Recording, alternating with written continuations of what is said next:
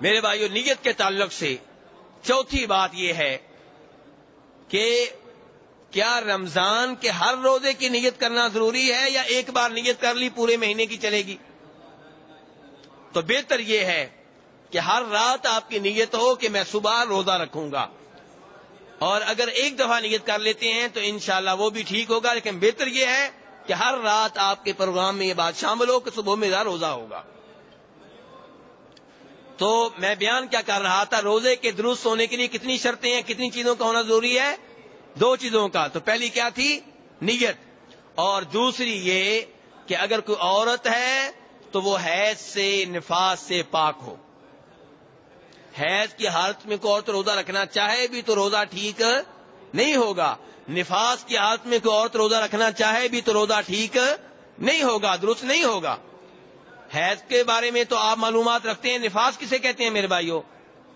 نفاس کے بارے میں بھی آپ کو معلوم ہونا ضروری ہے، کیونکہ علماء کرام جو کتابیں لکھتے ہیں اس میں وہ نفاس لکھ دیتے ہیں، بس کچھ اور نہیں لکھتے۔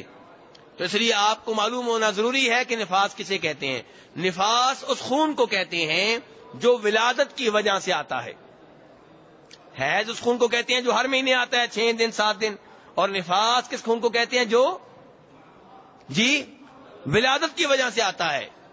تو اگر خون کسی عورت کو آ رہا ہے حیض کا یا نفاس کا، ولادت والا خون، تو اس کا روزہ ٹھیک نہیں ہے۔ اور اس کی دلیل وہ حدیث ہے جسے امام مسلم نے، امام ابو داؤد نے، امام ابن ماجہ نے روایت کیا ہے کہ نبی علیہ الصلوۃ والسلام نے عورتوں سے کہا، یا معاشر النساء، اے عورتوں کی جماعت، تصدقنا، صدقہ خیرات کیا کرو، وَأَكْثِرْنَ مِنَ الْإِسْتِغْفَارِ، اور بہت زیادہ توبہ استغفار کیا کرو، بہت زیادہ اللہ سے گناہوں کی معافی مانگا کرو۔ یہ آپ کن سے خطاب کر رہے ہیں؟ عورتوں سے۔ پتہ چلا عورتوں سے الگ بھی گفتگو کی جا سکتی ہے، جب وہ پردے کی حالت میں ہوں انہیں الگ بھی درس دیا جا سکتا ہے۔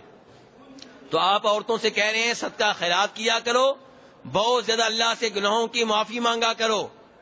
فرمایا فَإِنِّي رَأَيْتُكُنَّ أَكْثَرَ أَهْلِ النَّارِ، کہ جب میں نے جہنم دیکھی تو جہنم میں زیادہ عورتیں تھیں، مرد کم تھے۔ تو ایک عورت کہنے لگی کہ اے نبی علیہ السلام، کیا وجہ ہے، کس وجہ سے جہنم میں عورتیں زیادہ تھیں، کیوں عورتیں زیادہ جہنم میں داخل ہوں گی، کیا وجہ ہے؟ تو آپ علیہ السلام نے فرمایا اس لیے کہ تکثرن اللعن وتکفرن العشیر، تم بہت زیادہ لعن طعن کرتی ہو، تیرے اوپر لعنت ہو، تو ہے لعنتی، فٹے منہ، کہتی ہیں کہ نہیں کہتی؟ تو نبی علیہ السلام فرما رہی تم بہت زیادہ لعن طعن کرتی ہو، اور دوسرے نمبر پہ اس لیے کہ تم خامدوں کی ناشکری کرتی ہو۔ اب میرے بھائیو، اسلام جو ہے بہت عمدہ دین ہے، بہت اچھا دین ہے۔ اسلام نے کیا کہا؟ خامد کا خرچہ، بیوی کا خرچہ کس کے ذمہ ہے؟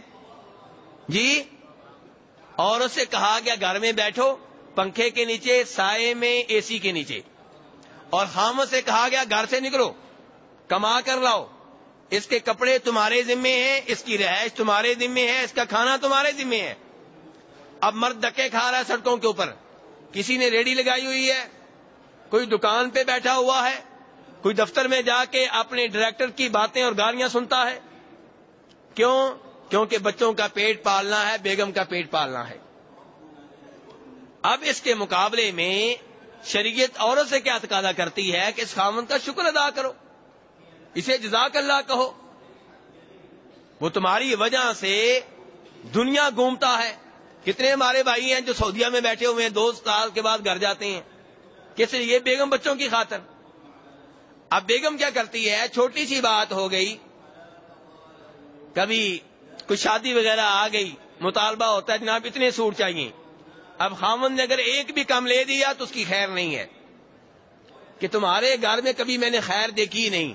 وہ جو عورت ہے اس کا خامن جو وہ مانگے وہ لا کر دے دیتا ہے، اور تمہارے پاس جب بھی کوئی مسئلہ ہوا ہے تو نے مجھے رلا کے گھر سے رخصت کیا ہے۔ تو نبی علیہ السلام فرماتے ہیں کہ تم خاوندوں کی ناشکری کرتی ہو، اس لیے عورتیں زیادہ تعداد میں کہاں ہوں گی؟ جہنم میں ہوں گی۔ اب میرے کئی بھائی ہیں اس وقت میرے سامنے بیٹھے ہوئے، وہ اپنی بیگم کے بارے میں سوچ رہے ہوں گے کہ واقعی کہ یہ بیماری میری بیگم میں بھی پائی جاتی ہے، یہ نہیں سوچیں گے کہ میری بہن میں بھی پائی جاتی ہے، یہ نہیں سوچیں گے میری ماں میں بھی پائی جاتی ہے، یہ نہیں سوچیں گے میری بہن میں بھی پائی جاتی ہے، ان کو میں سمجھاؤں۔ یہ حدیث سننے کے بعد بیگم کو بتانے کا پروگرام بن چکا ہے، یہ پروگرام نہیں بنا کہ اپنی بیٹی کو بھی حدیث سنانی ہے کہ بیٹی صبر کرنا، صبر کرنا، خاوند کی ناشکری نہ کرنا۔ یہ پروگرام نہیں بنا کہ بہن سے بھی کہنا ہے، ماں سے بھی کہنا، امی کیوں ہر وقت لڑتی ہو؟ حدیث میں نے یہ سنی ہے، میرے ابا کی ناشکری نہ کیا کرو۔ مشکل وقت آتا رہتا ہے، نبی علیہ السلام کے گھر میں بھی کئی دنوں تک کھانا تیار نہیں ہوتا تھا، کئی دنوں تک چولہا نہیں جلتا تھا، ایسے ہوتا تھا کہ نہیں ہوتا تھا؟ تو اس لیے میرے بھائیو، نبی اسلام کیا فرما رہے ہیں کہ یہ وجہ ہے جس وجہ سے جہنم میں عورتیں زیادہ تعداد میں ہوں گی۔ تو آگے جا کے نبی علیہ السلام نے یہ بھی فرمایا کہ عورتیں حالانکہ دینی لحاظ سے اور عقلی لحاظ سے مردوں سے پیچھے ہیں۔ نبی علیہ السلام کیا فرما رہے ہیں کہ عورتیں حالانکہ دینی لحاظ سے عقلی لحاظ سے مردوں سے پیچھے ہیں، اس کے باوجود مرد کے اوپر غالب ہو جاتی ہیں، حالانکہ مرد عقل میں آگے ہوتا ہے، مرد کے اوپر کنٹرول حاصل کر لیتی ہیں، باتیں اپنی منوا لیتی ہیں، عقل میں پیچھے ہونے کے باوجود۔ صحابہ کرام رضوان اللہ علیہم اجمعین، ان سے نبی علیہ السلام گفتگو کر رہے ہیں، ان خواتین سے جو دنیا کی سب سے اچھی خواتین تھی، دینی لحاظ سے بھی عقل کے لحاظ سے بھی۔ تو انہوں نے آگے سے منہ نہیں بنایا، آگے سے احتجاج نہیں کیا، آگے سے جلوس نہیں نکالا کہ جی عورتوں کو کم حقوق دیے جا رہے ہیں، ایسی بات نہیں، بلکہ بڑے پیار و محبت سے خاتون نے پوچھا کہ نبی علیہ السلام عورتیں کس طرح دینی لحاظ سے اور عقلی لحاظ سے مردوں سے پیچھے ہیں؟ فرمایا دینی لحاظ سے اس لیے پیچھے ہیں کہ عورتیں حیض کے دنوں میں نماز نہیں پڑھتی، حیض کے دنوں میں روزے نہیں رکھتی، تو روزے تو بعد میں رکھ لیتی ہیں، لیکن حیض کے دنوں میں نمازیں بالکل نہیں پڑھتی، نہ ان دنوں میں نہ بعد میں۔ 6 دن اگر حیض آتا ہے، 7 دن کتنی نمازیں گئیں؟ جی 21 دن۔ تو فرمایا یہ دینی لحاظ سے پیچھے ہو گئیں، اور عقلی لحاظ سے اس لیے فرمایا کہ اللہ تعالی نے یہ کہا ہے کہ 2 عورتوں کی گواہی ایک مرد کے برابر ہے۔ اللہ تعالیٰ فرماتے ہیں ان تضل احداہما فتذکر احداہما الاخری، کیونکہ اگر ایک عورت بھول جائے گی دوسری یاد کرا دے گی۔ پتہ چلا کہ عورتوں کا حافظہ مردوں کے مقابلے میں تھوڑا سا کم ہوتا ہے۔ عام طور پہ کوئی ایک آدھ عورت مردوں سے آگے ہو سکتی ہے، لیکن جو اصول بنتے ہیں وہ غالب یعنی کہ معاملات کو دیکھ کر بنتے ہیں کہ 90% کیا ہے، 95% کیا ہے۔ ایک آدھ عورت زیادہ ذہین ہے تو اس کا اعتبار نہیں ہوگا، ایک آدھ مرد اگر نکھٹو ہے، اس کا ذہن کمزور ہے تو اس کا اعتبار نہیں ہے۔ عام طور پہ مرد جو ہیں وہ عورتوں سے عقلی لحاظ سے آگے ہوتے ہیں۔ اب میرے کئی بھائی سوچ رہے ہوں گے، سب نہیں کئی، کہ جنہوں نے اب تک یہ سنا ہے کہ مرد و عورت برابر ہیں، جن کو سبق یہ پڑھایا گیا، اصول یہ سکھائے گئے، اب وہ ایسی حدیث سن کے پریشان ہو جاتے ہیں، بجائے اس کے کہ یہ کہیں کہ جو اصول ہمیں بتائے گئے تھے وہ غلط تھے، جو قوانین ہمیں بتائے گئے تھے یورپ سے جو آئے تھے وہ غلط تھے، اور اللہ کے رسول کی حدیث بالکل صحیح ہے۔ وہ حدیث کے بارے میں پریشان ہو جاتے ہیں، کئی دفعہ سوچتے ہیں مولوی صاحب کو کیا ضرورت ہے ایسی حدیثیں بیان کرنے کی، ایسی حدیثیں اس زمانے میں بیان کرنے کی کیا ضرورت ہے؟ نعوذ باللہ، کیا نبی علیہ السلام کا دین ایک مخصوص وقت کے لیے، آپ کا دین تو قیامت تک کے لیے ہے؟ اگر کوئی سمجھتا ہے کہ آپ کے دین کا کوئی ایک حصہ، کوئی ایک حدیث، کوئی ایک آیت اس زمانے میں ایسی نہیں ہے کہ اسے سنایا جائے، اسے بیان کیا جائے، تو میرے بھائی اس کی سوچ بڑی خطرناک ہے۔ تو کہنے کا مطلب یہ ہے کہ اللہ تعالیٰ فرماتے ہیں الا یعلم من خلق، کہ میری مخلوق کو مجھ سے بہتر کون جانتا ہے۔ اللہ کہہ رہے ہیں میری مخلوق کو مجھ سے بہتر کون جانتا ہے؟ تو اللہ نے پیدا کیا ہے مرد کو، اللہ نے پیدا کیا عورت کو۔ اللہ جانتے ہیں کس کی عقل زیادہ ہے، کس کی عقل کم ہے، اور اگر دنیا دیکھنی ہے تو اس لحاظ سے بھی آپ جان سکتے ہیں۔ وہ ممالک جو نعرہ لگاتے ہیں کہ مرد و عورت برابر ہیں، ان کو آپ دیکھ لیں، وہاں پہ جہاں پہ عورتوں کو اپنی طرف سے انہوں نے برابر کے حقوق دے دیے، گھروں سے بھی نکال لیا، اسکول میں بھی برابر بیٹھتی ہیں، ہر چیز میں برابری دے دی، وہاں بھی آج دیکھ لیں کہ جو ان کی کابینہ بنتی ہے اس میں منسٹر عورتیں کتنی ہوتی ہیں، مرد کتنے ہوتے ہیں؟ دیکھ لیں امریکہ برطانیہ کو آپ لوگ اس وقت 30 سال کے ہیں، 40 سال کے ہیں، 50 سال کے ہیں، بتائیے آپ کی زندگی میں امریکہ میں کوئی خاتون صدر بنی ہے؟ جی نہیں بنی۔ اور ان کی کابینہ بھی دیکھ لیں، ان میں عورت جو وزیر ہوگی 1 یا 2 ہوں گی، باقی سب مرد ہوں گے۔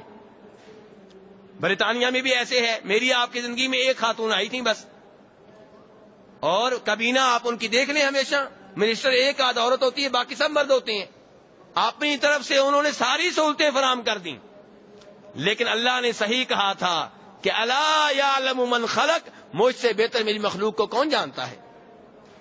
تم نے سب کچھ کر لیا پھر بھی برابر نہ ہو سکی، اور مسلمان ممالک میں دھکے سے کیا جا رہا ہے جی، 33% دو، دھکے سے ان کو لے کر آؤ، دھکے سے گھر سے نکالو۔ یہ برابری تو نہ ہوئی، یہ تو آپ مردوں کو پیچھے دھکیل رہے ہیں، آپ تو برابری بھی نہیں دے رہے۔ تو کہنے کا مطلب یہ ہے کہ جنہوں نے برابری کا نعرہ لگایا تھا وہاں پہ بھی عورت برابر نہ آ سکی، کیونکہ برابر نہیں ہے۔ اسلام میں کیا ہے؟ اصل میں اسلام میں مرد و عورت میں برابری نہیں، بلکہ مرد و عورت میں انصاف ہے۔ اسلام نے کیا دیا ہے؟ انصاف کا نعرہ، برابری کا نعرہ نہیں دیا۔ آپ اس کی مثالیں سمجھ سکتے ہیں مجھ سے۔ آپ کے گھر میں 5 بیٹے ہیں، ایک بیٹا 20 سال کا ہے، ایک 15 سال کا ہے، اور ایک 10 سال کا ہے، اور ایک 5 سال کا ہے، ایک 1 سال کا ہے۔ کیا آپ جتنا خرچہ بڑے بیٹے کو دیتے ہیں اتنا ہی 1 سال کے بچے کو دیتے ہیں؟ تو برابری کیوں نہیں کر رہے؟ برابری کریں نا۔ برابری نہیں، انصاف کر رہے ہیں کہ جتنا اس کو چاہیے اتنا اس کو دیں گے، جتنا چھوٹے کو چاہیے اتنا چھوٹے کو دیں گے۔ اگر چھوٹے کو آپ 10 روپے خرچ کرتے ہیں اور بڑے کو بھی آپ 10 روپے دیں گے تو بڑا چیخے گا، وہ حالانکہ جانتا ہے کہ برابری ہے لیکن کہے گا انصاف نہیں ہے، میں بڑا ہوں، میرا پیٹ بڑا ہے، میرا کھانا زیادہ ہے، میرے خرچے زیادہ ہیں۔ ایسے ہے کہ نہیں ہے میرے بھائیوں؟ تو اگر آپ کہیں گے نہیں جی میں برابری کر رہا ہوں تو وہ کوئی بھی آپ کو عقل مند نہیں مانے گا۔ ایسے ہی میرے بھائیوں اسلام نے انصاف کیا ہے مرد و عورت کے مابین۔ اسلام نے عورت سے کہا تم گھر کی ملکہ ہو، گھر میں بیٹھو، تمہارے لیے کما کر کون لائے گا؟ مرد، وہ تمہیں کھانا لا کر دے گا، وہ تمہیں کپڑے لا کر دے گا، وہ ذمہ دار ہے تمہاری اولاد کے خرچے کا بھی، تمہارے خرچے کا بھی۔ اس لحاظ سے تو اسلام نے عورت کو یہاں مرد سے آگے کر دیا ہے، اور یہ اسلام کا انصاف ہے، برابری نہیں ہے، انصاف ہے، کیونکہ عورت اس قابل نہیں ہے، اس کا جسم اس بات کی اجازت نہیں دیتا کہ اسے سڑکوں پہ باہر نکالا جائے، وہ مردوں کے ساتھ دھکے کھائے، مردوں سے لڑے، بسوں میں مردوں کے ساتھ کھڑی ہو، وہ مردوں کی طرح ہتھوڑے چلائے اور لوہار بن جائے، یہ عورت کا جسم اس بات کی اجازت نہیں دیتا۔ تو اسلام نے اس کے ساتھ ہمدردی کی ہے، گھر میں بیٹھو آرام سے کھاؤ پیو۔ جب تم چھوٹی تھی تمہارا باپ تمہارے اوپر خرچ کر رہا تھا، بڑی ہوئی خرچہ کس کے ذمہ ہے؟ خاوند کے ذمہ، اور خاوند فوت ہو جائے گا تو بیٹوں کے ذمہ، تمہارے ذمہ کچھ نہیں ہے۔ اس سے زیادہ عورت کو حقوق اور کون سا دین دے سکتا ہے؟ جو حقوق اسلام نے دے دیے ہیں، اور جنہوں نے نعرہ لگایا تھا برابری کا، ان کے ہاں عورت کا مقام کیا ہے؟ جب جوانی ڈل جاتی ہے تو زندگی کہاں گزارتی ہے بیچاری؟ اولڈ ہاؤس میں۔ بیٹے کا سال میں 1 دفعہ دیدار ہوگا، وہ بھی جب کون سا دن ہوگا؟ مدر ڈے یا کرسمس ڈے، اس موقع پہ دیدار ہوگا، وہ بھی ہو سکتا ہے لیٹر ہی آئے، بس دیدار ہو سکتا ہے اس موقع پہ بھی نہ ہو۔ تو یہ لوگ جن کا اپنا معاشرہ تباہ و برباد ہو چکا، ہم ان کی وجہ سے احساس کمتری کا شکار کیوں ہوں؟ میرے بھائیو اسلام نے جو دین دیا بالکل صحیح دیا۔ آپ دیکھیں اسلام نے عورت کو ایک تو حق مہر دیا ہے، حق مہر دیا کہ نہیں دیا؟ اور ساتھ وراثت دی ہے، باپ کی طرف سے آدھی دی ہے، اور لوگ سمجھتے ہیں کہ شاید انصاف نہیں کیا۔ نہیں، آپ ذرا حقائق کو دیکھیں۔ اسلام نے کہا عورت کو حق مہر دو، خرچہ کس کے ذمہ ہے؟ خاوند کی۔ حق مہر کیا کرے گی؟ جیب میں رکھے گی۔ ایسے ایک نہیں ہے جب باپ فوت ہو جائے گا وراثت ادھر سے بھی آ گئی، کیا کرنی ہے؟ جیب میں رکھنی ہے۔ خرچہ تو سارا تمہارا خاوند کے ذمہ ہے. تو آدھی وراثت بھی بہت ہے. اس لڑکی کو جس کو آدھی وراثت ملی ہے اس کے بھائی کا حال دیکھیں. بھائی کو پوری ملی ہے, اس کو ملا 50 روپیہ, اس کو ملا 100 روپیہ. اس کا 50 روپیہ سیو ہے, محفوظ پڑا ہوا ہے, کیونکہ خام خرچ کر رہا ہے. اور جو بھائی کو 100 روپیہ ملا تھا وہ بیوی کا خرچہ بھی برداشت کر رہا ہے, بیٹوں کا بھی, اس کا تو ختم بھی ہو گیا, اس کا ختم ہو گیا, اس کا ابھی تک پڑا ہوا ہے. تو میرے بھائی اس لیے اسلام نے جو دیا ہے نظام, بہترین نظام دیا ہے. اور اس میں کیا ہے, میں کیا بتا رہا تھا, انصاف ہے, برابری نہیں, کیا ہے, انصاف. اسلام نے بیٹے سے کیا کہا ہے کہ تمہارے اوپر تمہاری ماں کے کتنے حقوق ہیں جی. بیٹے سے اسلام کیا کہتا ہے, تمہارے اوپر تمہاری ماں کے کتنے حق ہیں؟ کسی کو بھی نہیں پتا میرے بھائیو جی. 3 حق ہیں. ماں کے بیٹے کے اوپر کتنے حق ہیں, اور باپ کا. یہاں اسلام نے ماں کو آگے کر دیا, برابر نہیں کیا, آگے کر دیا. کیونکہ 9 ماہ پیٹ میں کس نے رکھا تھا, ماں نے. 9 ماہ پیٹ میں رکھنا آسان کام نہیں ہے. اور پھر جو ولادت کی دردیں ہیں یہ وہی جانتے ہیں جن کی شادی ہو چکی ہے. اور پھر اس کے بعد دودھ پلانے کے 2 سال بار بار بچہ پیشاب کر رہا ہے, نیند خراب کرتا ہے, عورت کی نیند پوری نہیں ہوتی, عورت بیٹے کی وجہ سے کبھی یہ نہیں کھاتی کبھی وہ نہیں کھاتی. 3 سال 4 سال عورت کے ایک بچے کی وجہ سے ایسے گزرتے ہیں. حمل ٹھہرنے سے لے کر دودھ پینا اور یہ سارے مراحل 3-4 سال عورت کے ایک بچے کی وجہ سے تکلیف کے سال ہوتے ہیں. اس لیے اللہ تعالی نے کہا کہ ماں کے کتنے حق ہیں, 3. اور باپ خرچہ دیتا رہا, اس کا بھی ایک حق ہے. لیکن کہنے کا مطلب یہ, یہاں پہ اسلام نے کیا کیا, ماں کو آگے کر دیا اور مرد کو پیچھے کر دیا. یہاں پہ تو جس کا جو حق بنتا ہے اسلام نے وہ دیا ہے. اسلام میں انصاف ہے, برابری کا نعرہ وہ لگاتے ہیں جو اندھے ہوتے ہیں, اور جن کو نظر آتا ہے وہ برابری کا نعرہ نہیں لگاتے, وہ انصاف کا نعرہ لگاتے ہیں. جس کا جو حق بنتا ہے وہ دو, جس کا جو حق بنتا ہے وہ دو, یہ اسلام کا نعرہ ہے. تو کہنے کا مطلب یہ ہے میرے بھائیوں کہ یہ عورت نبی علیہ السلام سے کہہ رہی تھی کہ ہم دینی لحاظ سے پیچھے کیوں ہیں, تو آپ نے فرمایا اس لیے کہ رمضان میں حیض کے دنوں میں تم نمازیں نہیں پڑھتی, روزے نہیں رکھتی. تو کہنے کا مطلب یہ ہے میرے بھائیوں کہ روزہ حیض کے دنوں میں ٹھیک نہیں ہے, نفاس کے دنوں میں ٹھیک نہیں ہے. عورت رکھے بھی تو ایسا روزہ نہیں ہوگا. دیگر مسائل کا ذکر آگے آتا رہے گا. خلاصہ کلام یہ ہے آخر میں کہ روزہ تب صحیح ہوگا جب نیت صحیح ہو, اور دوسرے نمبر پہ اگر کوئی عورت ہے تو حیض نفاس سے پاک ہو. اللہ تعالیٰ شریعت کے مطابق روزے رکھنے کی توفیق عنایت فرمائیں. اب میں آپ